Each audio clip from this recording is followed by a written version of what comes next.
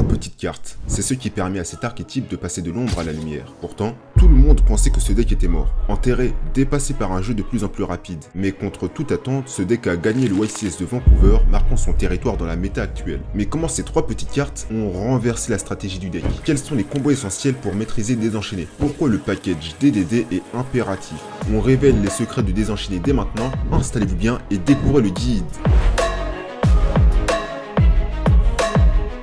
Les Désenchaînés apparaissent pour la première fois dans le dernier quart de 2019. Dans l'extension Impact du Chaos, ils sont tous de type démon avec des attributs variés. Leur mécanique leur permet d'invoquer un monstre désenchaîné s'ils sont détruits au combat ou par un effet de carte. Jusque là, rien de fou. C'est carrément basique. Je veux dire, on a ce genre d'effet depuis la préhistoire du Yu-Gi-Oh! Pourtant, si je vous disais que cette mécanique est très cool, certes ce n'est pas craqué, mais la force de cette mécanique est que tous les désenchaînés partagent cet effet. En d'autres termes, toutes vos cartes désenchaînées sont de potentiels starters. Il vous suffit simplement d'avoir une carte désenchaînée et n'importe quelle autre carte désenchaînée qui détruit pour démarrer vos combos. Cela rend votre deck ultra stable et moins soumis à la variance.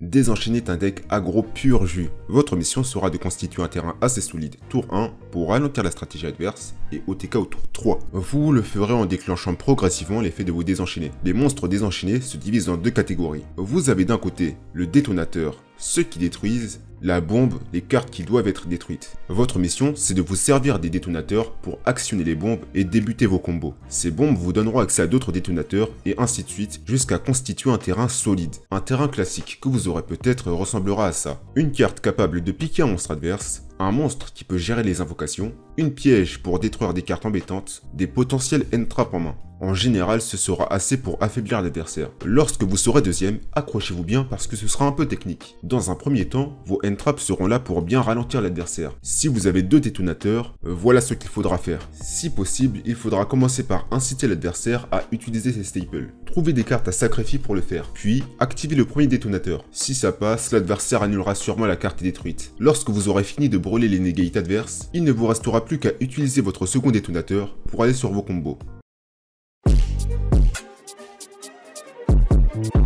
Chervara, c'est l'une des cartes qui fait que Désenchaîné c'est méta. Avant, le problème c'est que le deck manquait cruellement de starters et surtout de combos stables. L'avantage de Chervara est qu'il vous permet de commencer votre stratégie, mais aussi de toucher vos cartes importantes. Et c'est possible de le faire même pendant le tour adverse. Chervara peut s'invoquer en détruisant une carte de type démon ou une carte face verso que vous contrôlez. En d'autres termes, elle permet de démarrer vos combos en détruisant vos propres cartes dont les effets se déclencheront. Et pendant la main phase, si l'adversaire tente de bannir l'une de vos cartes, il est possible d'activer l'effet de Chervara pour éviter ça. Au-delà, cet effet de destruction vous permet d'échapper à certaines interruptions, parce que le fait que cet effet de destruction soit en effet rapide, ça vous permet de déclencher l'effet de Monsieur Jaune à n'importe quel moment de la main phase. Alors qu'avant, c'était un effet assez circonstanciel. Mais ce n'est pas fini. Lorsqu'elle est envoyée au cimetière, elle vous permet de poser une magie piège désenchaînée depuis le deck. C'est superbe parce que ça rend Chervara insensible à Floraison de Cendres, étant donné que la carte pose et n'ajoute pas. Et c'est même possible de protéger vos cartes si Chervara est le deuxième maillon de la chaîne. La cerise sur le gâteau étant que c'est un monstre de niveau 6.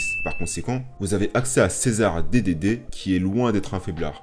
Shayama. Shayama est légèrement moins fort que son grand frère, mais il n'en reste pas moins très fort. En détruisant une carte que vous contrôlez, vous pourrez détruire une magie piège sur le terrain. C'est pratique pour gérer les magies pièges assez pénibles de l'adversaire, mais le réel intérêt est que la carte vous permet de détruire vos cartes posées, même si vous n'avez pas Arwa ou Rakea en main. Mais pour moi, c'est son effet dans le cimetière le plus intéressant. Il peut s'invoquer en détruisant une carte face verso ou un monstre de type démon que vous contrôlez. Ça fait que même si vous l'avez défaussé avec Monsieur Jaune, il n'est pas mort et vous pourrez quand même l'invoquer. En plus de vous permettre de dompter Nibiru. Si vous gardez Shayama dans le cimetière et une magie piège désenchaînée, même si vous prenez Nibiru, il suffira d'activer son effet dans le cimetière pour l'invoquer. Surtout qu'en détruisant une carte, vous pourrez aussi activer l'effet dans le cimetière de Yama et réellement continuer à jouer. Arwa, c'est l'une des cartes avec laquelle vous voulez commencer, tout simplement parce qu'il permet de déclencher l'effet de vos cartes désenchaînées avec une facilité déconcertante. Vous n'avez même pas besoin de votre invocation normale, contrairement à Rakea. A noter que c'est un monstre de niveau 3, par conséquent vous pourrez vous en servir accompagné des guides des enfers ou Rhino pour faire une X3. Sarama. A contrario, Sarama c'est pas la carte avec laquelle vous voulez commencer, mais elle reste importante. Sarama est un peu comme Rakea. Quand elle est sur le terrain, elle vous permet de détruire une carte que vous contrôlez. La grande différence avec Rakea réside dans le fait que que Sarama a un bénéfice. Vous détruisez une carte que vous contrôlez certes, et vous reposez une magie piège désenchaînée depuis le cimetière. Ça fait que les cartes que vous aurez détruites pendant vos combos pourront revenir sur le terrain, et en plus ça vous permettra de tenir les parties extensives. Rakea. Comme vous le savez, Rakea peut aussi détruire une carte que vous contrôlez, mais sans aucun bénéfice contrairement à Sarama. Cependant, elle reste très intéressante. Pourquoi? Tout simplement parce que cet effet de destruction est un effet rapide. Par conséquent, vous pouvez choisir de détruire une carte que vous contrôlez quand vous voulez. C'est pratique parce que cet effet de destruction vous permettra de déclencher l'effet de certaines cartes. Abomination désenchaînée, âme désenchaînée abominable, âme désenchaînée du seigneur de Yama. Alors même si ce n'est pas une carte tout le temps utile, elle reste bonne à avoir. En revanche, que ce soit Sarama ou Rakea, vous ne devez les jouer qu'en un exemplaire, parce que ce sont des invocations normales. Des invocations normales, vous en jouez déjà 4. 2 de plus avec Sarama et Rakea. Si vous en jouez davantage, vous prenez le risque de commencer avec des mains pas ouf, ou vous aurez 2 invocations normales. DDD. Ce petit package est composé de 5 cartes et il est présent pour vous donner plus d'options afin de débuter vos combos. Le contrat des ténèbres vous permet de tutoriser Roi du Vice Requiem, qui peut s'invoquer de la zone pendule. A partir de là, vous pourrez superposer Deus Machinex sur Roi du Vice comme c'est un monstre DDD. Deus Machinex c'est cool parce qu'il peut détruire n'importe quelle carte sur le terrain. Alors même si vous n'avez pas d'Arua ou de Charvara, tant que vous avez contrat des ténèbres et une carte à détruire, Deus Machinex fera office de détonateur. Mais c'est fort aussi si l'adversaire annule Guide des Enfers ou qu'il vous empêche d'activer Arua. Guide des Enfers. Cette carte est très importante parce que c'est la seule one card combo du deck. Ça paraît anodin, mais n'oubliez pas que Désenchaîné a habituellement besoin de 2 cartes pour fonctionner, un détonateur et une bombe. Ça rend Tour Guide unique parce que même si c'est la seule carte que vous avez, vous pourrez quand même jouer. Elle vous permet d'invoquer Yama aisément, mais surtout d'invoquer le Rhino qui vous permettra d'envoyer Charvara au cimetière. C'est cet effet qui rend la carte vraiment intéressante. Âme désenchaînée du Seigneur Yama. Cette carte est folle parce qu'elle est vraiment multifonction. Déjà, c'est un excellent searcher. Yama vous permet d'ajouter un monstre désenchaîné lorsqu'il est invoqué. Ça en fait un outil de stabilité colossal, sans omettre le fait que cet effet s'active lorsqu'il est invoqué spécialement. Ça veut dire que même si vous l'invoquez avec la piège désenchaînée, vous pourrez quand même activer son effet. La cerise sur le gâteau, le pompon et son effet dans le cimetière. Lorsqu'une carte que vous contrôlez est détruite, en se bannissant, elle vous permet de spé un monstre démon depuis le cimetière. Ça peut vous aider à continuer vos combos pour faire des terrains encore plus solides, mais ça peut aussi vous aider à générer du card advantage.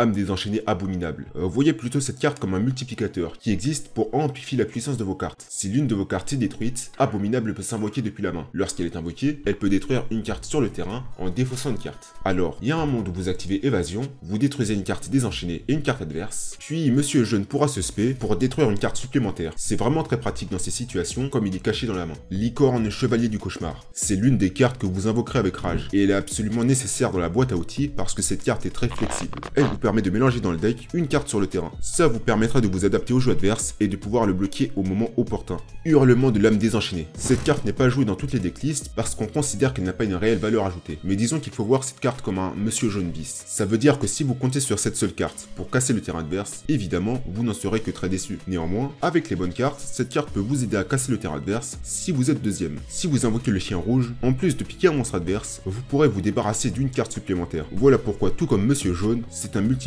Mais la carte peut aussi devenir un starter étant donné qu'elle a un effet dans le cimetière. En somme, vous n'avez aucune raison de vous en passer. Évasion des désenchaînés. Évasion vous permet de détruire une carte désenchaînée que vous contrôlez et une carte adverse. En plus de pouvoir gérer le terrain adverse, vous allez pouvoir déclencher l'effet de vos cartes désenchaînées et tout comme les autres cartes, c'est un starter qui vous servira pendant votre tour. Aussi, comme la carte détruit des cartes que vous contrôlez, il est possible d'échapper à des cartes comme Ultimate Slayer ou à force égale.